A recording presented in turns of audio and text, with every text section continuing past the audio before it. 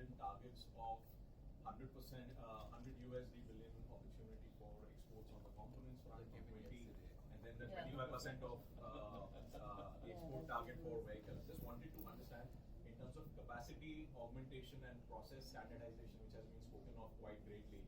What is the as-is situation, and how much of a thrust will be needed on that direction? So your question is what? How much investment do we need to go to 100 billion? Is that what your question? You can quantify That was your question, right? I knew it. So we can't quantify that number. I mean, you've got 827 member companies. We've clocked 20 billion.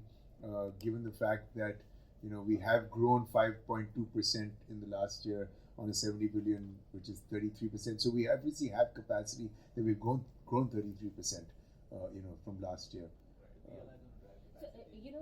Just to give you a sense, we've never fallen short.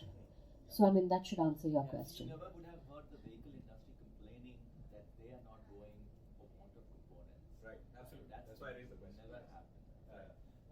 But also, what's very, very interesting is that I did not know about $100 billion. That number was thrown at us yesterday, and we've taken it in the spirit of it. And maybe the PLI scheme, there are 64 auto components, 67 auto components that will get the PLI, and the minimum criteria is that you have to invest 250 crores. Right. So the bare minimum investment that you can expect of the PLI is, forget what is committed, but 67 into 250 is a sure shot.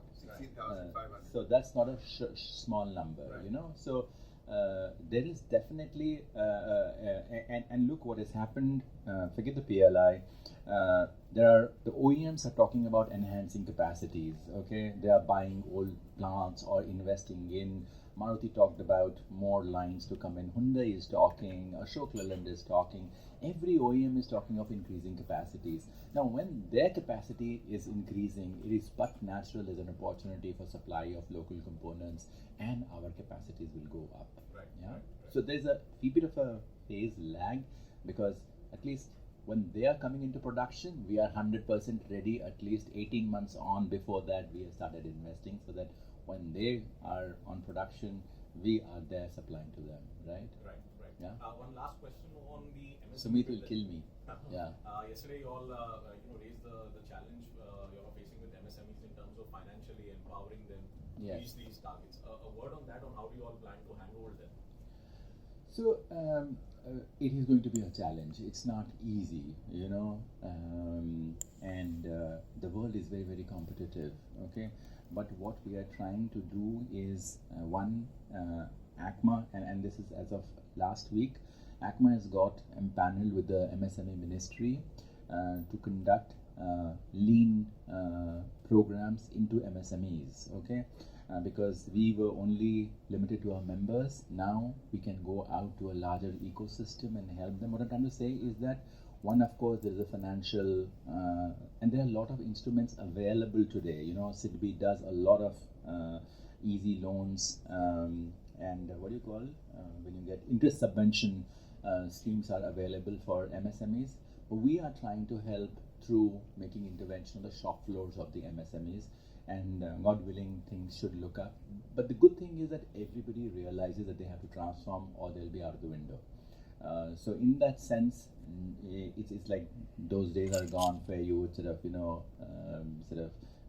in a hammock and have a nice time. Those days are gone. It's really a very fiercely competitive world, and you get thrown out. What was those days? We've never seen those days. Let me say something on When you were kids. on MSME, the other thing that ACMA is really doing is obviously introduction of technology to companies. And if you saw what happened in the tier 1 space with the joint ventures, that's going to happen in the tier 2 space, because you need to absorb technology. Otherwise, you're not going to survive. And I think tier 2 and tier 3 suppliers are aware of that. They've come forward themselves to understand where they can play a role in terms of technology, how we can sort of handle them and bring them the technologies, maybe not pass the technology on, but bring them technology opportunities. Thank you. Thank you.